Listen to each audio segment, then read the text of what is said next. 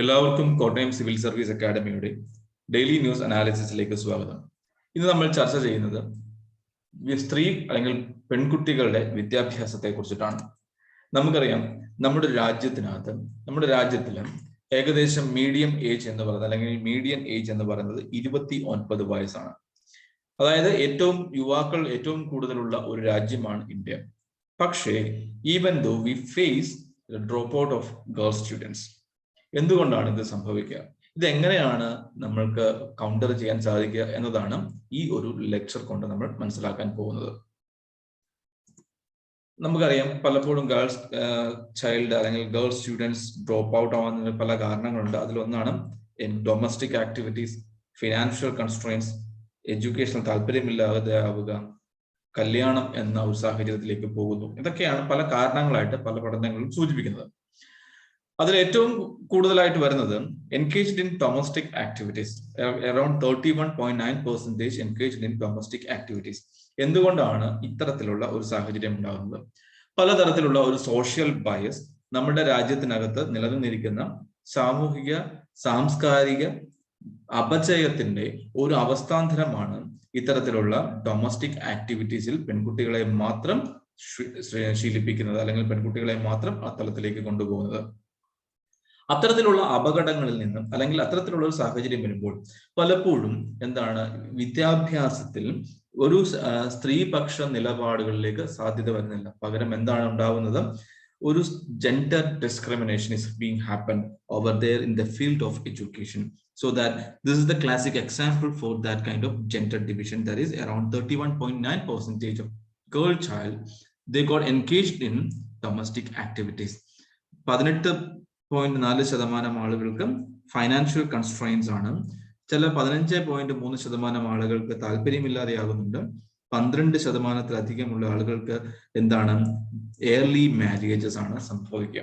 ഇപ്പൊ 2-3 കാര്യങ്ങളാണ് നമുക്ക് ചെയ്യാൻ സാധിക്കുക. ഒന്ന്, ഡിലേ ഓഫ് മാരേജസ്. സ്ത്രീ അല്ലെങ്കിൽ കല്യാണം എന്ന ഒരു സാഹചര്യം വളരെയധികം ഡിലേ ചെയ്ത് വെക്കുക എന്നതാണ് ഒന്നാമത് ചെയ്യാൻ സാധിക്കുക. 2, ഫിനാൻഷ്യൽ കൺസ്ട്രെയിൻസ് അനുഭവിക്കുന്ന ആളുകൾക്ക് സ്കോളർഷിപ്പുകൾ നൽകുക എന്നുള്ളതാണ്. 3, വിദ്യാഭ്യാസത്തിൽ താല്പര്യം ഉണ്ടാകുവാൻ വേണ്ടിയിട്ട് അവരുടെ അഭിരുചിക്കനുസരിച്ചിട്ടുള്ള പഠന സംവിധാനം നിലവിൽ കൊണ്ടുവരിക എന്നതാണ്. So they will have to reschedule, reinvent the education system of this country. ഇതൊക്കെയാണ് ഇതിന്റെ ഒരു ഘടകങ്ങളായിട്ട് നമ്മൾ ചിന്തിക്കാൻ പോകുന്നത്. എന്തുകൊണ്ടാണ് പെൺകുട്ടികളുടെ വിദ്യാഭ്യാസം പിന്നോട്ട് പോകുന്നത്? നമ്മൾ ആദ്യം പറഞ്ഞതുപോലെ തന്നെ the gender biases and social norms are the basic causes to curtail, to prevent girl child from education. The problem is not only rooted in poverty and poor quality of school education, but also gender biases and outdated social norms. പലപ്പോഴും നമ്മുടെ നാട്ടിലെ ചിന്തകളുടെ ഒരു ചിന്തയാണ് സ്ത്രീകൾ, പെൺകുട്ടികൾ എന്ന് പറയുന്നത് ഒരു വീട്ടിൽ നിന്ന് മറ്റൊരു വീട്ടിലേക്ക് കെട്ടിച്ചയക്കപ്പെടേണ്ട ഒരു വിഭാഗം ആളുകൾ മാത്രമാണ് എന്ന്. ഈ കെട്ടിച്ചയക്കുക എന്ന് പറയുമ്പോൾ അല്ലെങ്കിൽ വിവാഹം കഴിച്ചയക്കുമ്പോൾ എന്തിനാണ് മറ്റൊരു കുടുംബത്തിനാണ് ആ പെൺകുട്ടിയെ കൊണ്ട് പ്രയോജനം ഉണ്ടാവുക, സ്വന്തം കുടുംബത്തിന് ഉണ്ടാവുന്നില്ല എന്ന ഒരു കാലാഹരണപ്പെട്ട ചിന്തകളുടെ ഒരു റിസൾട്ടായിട്ടും പലപ്പോഴും പെൺകുട്ടികളുടെ വിദ്യാഭ്യാസം നിലനിന്നു പോകുവാനുള്ള ഒരു സാധ്യതയായിട്ട് എടുത്തു പറയപ്പെടുന്നുണ്ട്. The state having the highest rate of secondary school dropouts among girls are also the one where the significant percentage of girls get married before the age of 18 years. പലപ്പോഴും നമുക്കറിയാം, ഇപ്പോൾ കോവിഡിന്റെ കാലഘട്ടത്തിൽ പോലും പലപ്പോഴും അതിലൂടെ സൈലന്റ് ആയിട്ട് കടന്നുപോയ ഒന്നാണ് പെൺകുട്ടികളുടെ അല്ലെങ്കിൽ ബാലവിവാഹം അല്ലെങ്കിൽ ശൈശവ വിവാഹം എന്ന് പറയുന്നത്. Most of the girl students who got married before they attained the age of 18 years. അത്തരത്തിലുള്ള ഏർലി മാരേജും ഈ ഒരു വിദ്യാഭ്യാസം നിന്നു പോകുവാനുള്ള ഒരു കാരണമായിട്ട് നമുക്ക് എടുത്തു പറയാറുണ്ട്. 2 കാരണങ്ങൾ നമ്മളിപ്പോൾ പറഞ്ഞു. 1, ജെൻഡർ ഡിസ്ക്രിമിനേഷൻ ആൻഡ് സോഷ്യൽ നോം. 2, പെൺകുട്ടികളുടെ നേരത്തെയുള്ള വിവാഹം. 3, low expenditure on girl child education. Deep-rooted gender biases are also reflected in the choice of schools, access to private tuitions and choice of discipline in higher education. പലപ്പോഴും പെൺകുട്ടികളുടെ വിദ്യാഭ്യാസത്തിൽ അവർക്ക് എന്താണ് law expenditure ആണ് പലപ്പോഴും ഉപയോഗിക്കുക. പലപ്പോഴും പെൺകുട്ടികളുടെ താല്പര്യങ്ങൾക്ക് അനുസൃതമായിട്ടുള്ള വിദ്യാഭ്യാസങ്ങൾക്ക് പോകുവാനുള്ള അവകാശം പെൺകുട്ടികൾക്ക് ലഭ്യമാവുന്നില്ല എന്നുള്ളത് ഏറ്റവും പ്രധാനപ്പെട്ട ഒരു പ്രോബ്ലമാണ്. The average annual household expenditure on girls at this level is rupees 2,860 less than on boys. ആൺകുട്ടികൾക്ക് വേണ്ടി ചെലവഴിക്കുന്നതിനേക്കാൾ ശരാശരി 2,860 രൂപ കുറവാണ് പെൺകുട്ടികൾക്ക് വേണ്ടി ഒരു വീട് ചെലവഴിക്കുന്നത് എന്നതാണ് പഠനങ്ങൾ സൂചിപ്പിക്കുന്നത്. In India, the average annual cost for professional course is much higher compared to that of simple graduation program. ചിലപ്പോൾ എങ്കിലും എന്താണ് ആവറേജ് ആയിട്ടുള്ള വിദ്യാഭ്യാസം പലപ്പോഴും ദാരിദ്ര്യം അല്ലെങ്കിൽ അൺഎംപ്ലോയ്മെന്റ് കാരണം അല്ലെങ്കിൽ low income of household will be reflecting in their future education as well. പലപ്പോഴും സാധാരണ ഒരു ഗ്രാജുവേഷൻ 8,000 രൂപയാണ് ചെലവ് വരുന്നതെങ്കിൽ അതിൽ 9 മടങ്ങിലധികമാണ് എവിടെ വരുന്നത്, പലപ്പോഴും അവരുടെ മറ്റു പ്രൊഫഷണൽ കോഴ്സുകളിൽ വരുന്നത്. അത്തരത്തിൽ ചിന്തിക്കുമ്പോൾ they will obviously go for a kind of low profile courses or a normal degree. Of the girls who do manage to enroll in tertiary degree, a small portion go on to pursue professional courses such as engineering, while many more take such courses of pharmacy or opt for normal graduation as per IAS 2019-20. This representation is lowest institution of national importance, followed by deemed and private universities. പലപ്പോഴും നമുക്കറിയാൻ മനസ്സിലാക്കാൻ സാധിക്കുന്നത് ഈ tertiary വിദ്യാഭ്യാസത്തിലേക്ക് എത്തുമ്പോൾ പലപ്പോഴും 28.5% പെൺകുട്ടികൾ മാത്രമാണ് എഞ്ചിനീയറിംഗിന് പോകാൻ സാധിക്കുക. Most of them, around 58.7% can go for a kind of pharmacy courses or medical courses. സാധാരണ ഒരു ഗ്രാജുവേഷന് വേണ്ടി 52% പെൺകുട്ടികൾ മാത്രമാണ് എൻറോൾഡ് ആവുന്നത് എന്നതും ചിന്തിക്കേണ്ട ഒരു വസ്തുതയാണ്. Importance of education, social development of the women. ഒന്നാമത്തെ ലക്ഷ്യമാണ് higher social return. The global average of the private rate of return with one just extra year of schooling is about 9%, while social return of an extra school year are even higher than the basic 9%. പലപ്പോഴും എന്താണ് ഒരു social return വളരെ വലുതാണ് ഈ പെൺകുട്ടികളുടെ വിദ്യാഭ്യാസം കൊണ്ട് നൽകുന്നത്. അതായത് ഒരു സ്ത്രീ വിദ്യാഭ്യാസത്തിൽ അല്ലെങ്കിൽ വിദ്യാസമ്പന്നയായാൽ അദ്ദേഹത്തിന് ആ സ്ത്രീയുടെ കുട്ടികൾക്കും എന്താണ് കമ്പാരിറ്റീവ്ലി ബെറ്റർ എഡ്യൂക്കേഷൻ ലഭിക്കുവാനുള്ള ഒരു സാഹചര്യം കിട്ടും. That means that will be reflecting in the social returns, that will be reflecting in the social well-being for the extra or for the further generation as well. So that we'll have to invest in girl education and the positive impact of higher education. Interestingly, private returns for women in higher education are much higher than for men, 11% to 17%. This has clear policy implication for their own empowerment as well as society at large. We must bring more and more women within the ambit of higher education.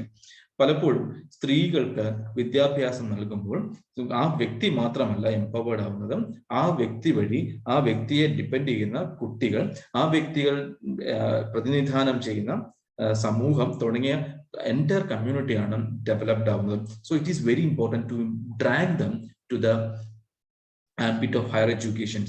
അതുപോലെ തന്നെ എന്താണ് women can play leadership roles. Healthy educated girls with equal access to opportunities can grow into strong, smart women who can take on leadership roles in their countries. This will in the better view of women perspective in the government policies. അടുത്തത് poverty alleviation ആണ്. Women constitute almost half of the country's population.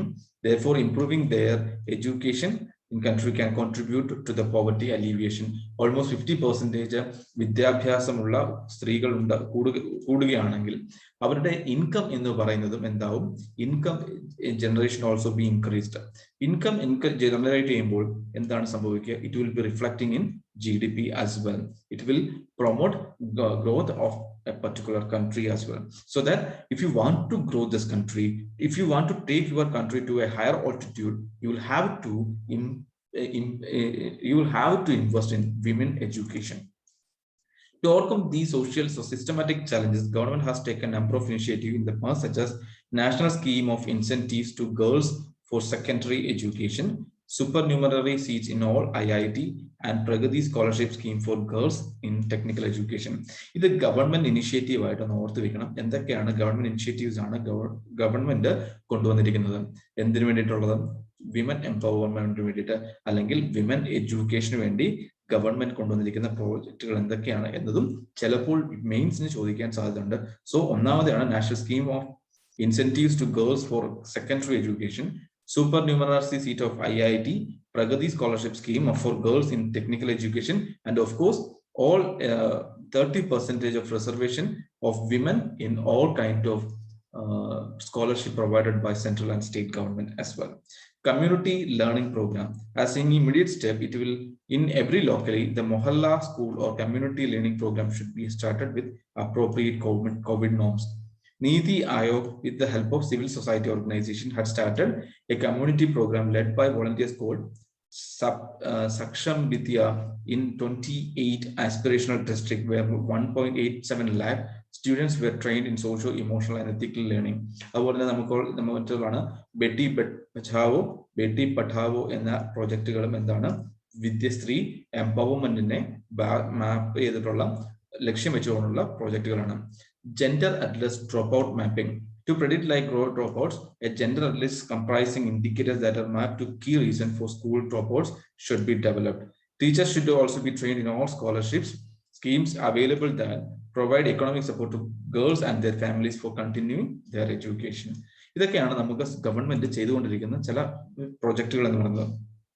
There's a need to revise the national scheme of incentives to girls for secondary education in areas or states with high prevalence of dropouts and early child marriages.